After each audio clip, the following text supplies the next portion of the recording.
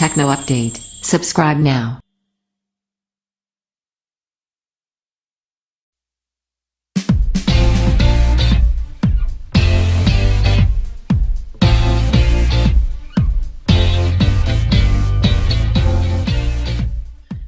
Imo Q review.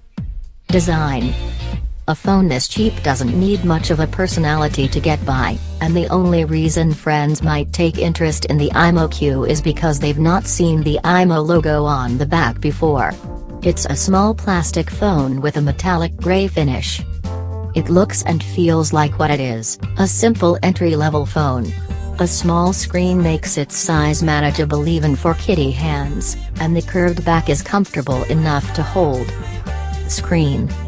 The Imo Q also has a basic screen, so basic that it's quite a rarity. It's a 4-inch 480 by 800 pixel TN LCD touchscreen. Most phones use more advanced IPS LCDs, the difference being that TN panels suffer from contrast shift when tilted at certain angles. This makes colors invert with an extreme tilt, and make the screen look either dull or washed out at a slight tilt. However, I was slightly surprised by how, with most apps, the low 480 by 800 pixel resolution looks fine across the 4-inch screen. Sharpness is worse than on a 5-inch 720p screen like the old Moto Gs, but doesn't suddenly seem like the phone screen equivalent of Minecraft. Software. The Imo Q has an outdated version of the Android operating system, which is no great surprise for a cheap phone from a small brand. It uses Android 5.1. We don't know of any planned upgrades, and this version may have been picked because it works better with the limited hardware than Android 6.0. But I'm just speculating here. Performance. General performance is much harder to live with. The Imo Q is slow. Even the most basic of interactions feels labored, from loading the Chrome web browser to just flicking around the interface.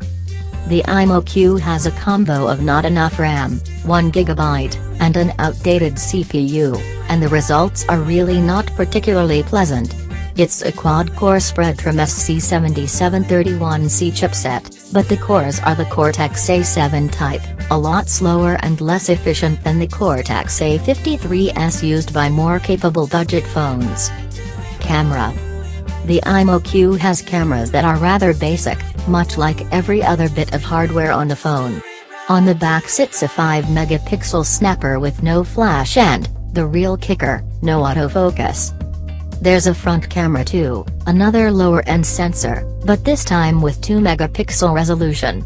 Like with the rear camera, its image quality is fairly rough. As we're only starting to see reasonable selfie cameras used in somewhat affordable phones, the quality drop compared to more expensive budget phones may be a bit less obvious. Battery life. The Imo has a 1450 mAh battery, and it comes with a fairly weak charger that means it takes around 4 hours to charge fully.